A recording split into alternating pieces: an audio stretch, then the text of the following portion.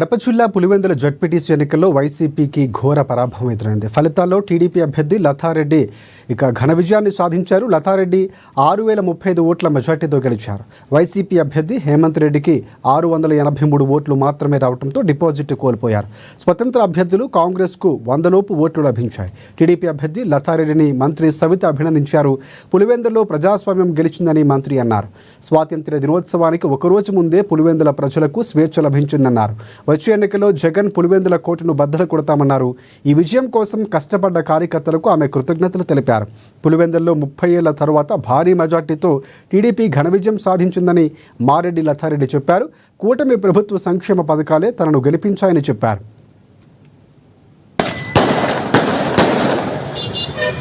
అదేవిధంగా ప్రజాస్వామ్యం గెలిచిందన్న విషయం మీ అందరికీ తెలియజేస్తున్నాం. ఎందుకంటే ప్రజాస్వామ్యబద్ధంగా ఎన్నికలు జరిగితే ఏ విధంగా ఓటింగ్ జరిగిందో మనం అందరం చూసాం.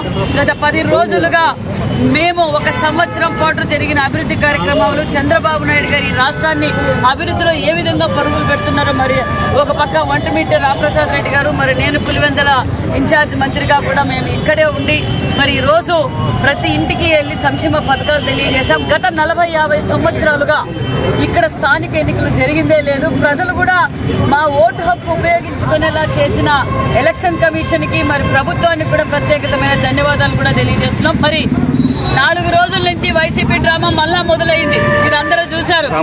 మీరు ఈరోజు ప్రజాస్వామ్యబద్ధంగా ఈరోజు ఒక ధర్మానికి అధర్మానికి యుద్ధం జరిగింది. ఈ ధర్మమే ఎప్పుడైనా ధర్మమే గెలిచింది. మరి మొన్నటి రోజు మరి అవినాష్ రెడ్డి గారు ఏ విధంగా మాట్లాడారో, జగన్మోహన్ రెడ్డి గారు ఏ విధంగా మాట్లాడారో మనం అందరం చూసాం.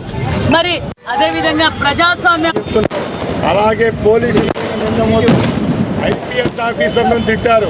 ఒకటి గుర్తుంచుకోవాలి, ఒక 5 సంవత్సరాలు ముఖ్యమంత్రిగా పనిచేసిన మీరు ఇలాంటి మాటలు మాట్లాడడం సబబని అడుగుతున్నాం. ముఖ్యంగా ఒంటిమిట్ట పులివెందుల ప్రజలు ఊపిరి పీల్చుకున్నారు. ఇంకొకటి తెలియజేసుకున్నా, 1 రోజు ముందే ఈ 2 మండలాలకు స్వాతంత్రం వచ్చింది.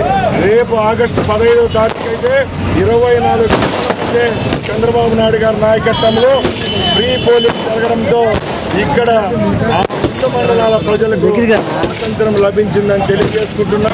అలాగే రేపు సంవత్సరంలో రాబోయే లోకల్ బాడీస్ ఎలక్షన్లో తెలుగుదేశం పార్టీ 100